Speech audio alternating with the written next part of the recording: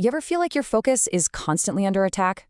Well, we're about to dive into this text that's almost 2,000 years old, but you're going to see it feels like it was written for our lives right now. You know, the ones filled with notifications. It's called the Sutra on Not Guarding One's Own Mind.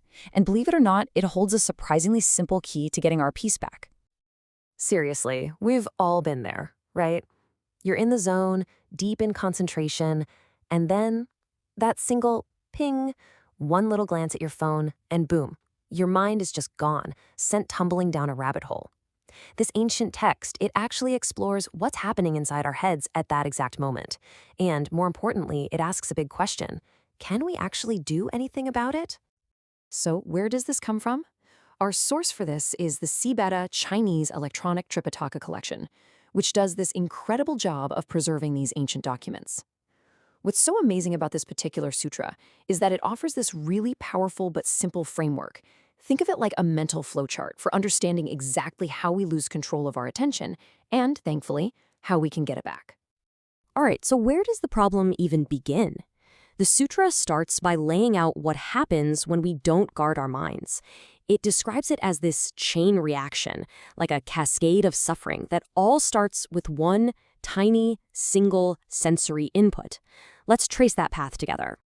The text uses our eyes as the main example here. It says when the eye root is not guarded and it sees something, what it calls a form, our mind then overflows. I love that word. It's like, picture your mind as a cup of water. That notification, that email, that shiny object, when you let your attention get hooked without any intention, that cup just tips over, and all your mental energy just spills out, everywhere. And just look at how this downward spiral unfolds. The sutra maps it out so clearly. Okay, step 1, the mind overflows. Because your focus is now scattered, you start to feel more suffering or agitation. And what does that agitation do? Well, it makes it pretty much impossible to concentrate. Then, without concentration, you can't get any true understanding of what's actually important. And the final step? A state of anguish and instability. I mean, that is a perfect description of that frazzled, unproductive feeling we all know so well. But, okay, here is the brilliant part. The text doesn't just point out the problem, it gives us the solution. It shows us the alternative path. This time, it's a cascade not of suffering, but a cascade of peace. And the solution starts in the exact same place, with our senses. But this time, the eye root is guarded. Now, this doesn't mean you have to close your eyes to the world. No, it just means choosing where you place your attention. It's that moment you see the notification, but you consciously decide, nope, not right now, and you keep that mental cup of yours upright. And the result? The mind does not overflow. It stays right where it should be. This simple choice kicks off a totally positive chain reaction. When your mind is stable, the text says this leads to more joy. You know, that simple, quiet satisfaction of just being focused. And that joy, in turn, helps you achieve deep concentration. And from that concentration, you can gain true understanding. And the final, beautiful result of this upward path, joy and peace. A stable, clear, and calm mind. So when you see these two paths side by side like this, the teaching becomes crystal clear.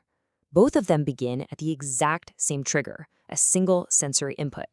But that one simple act of guarding versus not guarding your attention leads to completely opposite outcomes, anguish and instability on one side, and joy and peace on the other. It just reveals this incredibly powerful choice that we have in every single moment. Now, you might be thinking, okay, this is great, but is it all just about what I see? Well, the sutra makes it very clear that this principle isn't just about our eyes. It applies to every single way we experience the world. The text calls these our 6 roots, or our sensory gates. So this whole principle, it applies to the eye, for sure, but also to the ear, hearing a distracting sound, the nose, smelling something random, the tongue, the body, and even the mind itself when just a stray thought pops up out of nowhere. Every single one of these is a doorway that can lead either to that downward spiral or to the upward path. And honestly, this is the ultimate takeaway. This isn't some abstract theory you have to study. It's a practical moment-to-moment practice. With every sound we hear, every thought that arises, every notification that dings on our screen, we are standing at this exact fork in the road, and we get to choose. You know, the goal of all this isn't some life of rigid, joyless discipline. The sutra is really clear about the outcome. The reward for guarding the mind, for choosing that upward path, is this beautiful state, a mind joyful and peaceful. It's a state of being both happy and stable. So as we wrap this up, let me just leave you with the central question this ancient text is posing to us right here, right now, as you're listening to my voice, as your eyes are seeing the screen, as thoughts are coming and going in your own mind. Which path are you choosing in this very moment?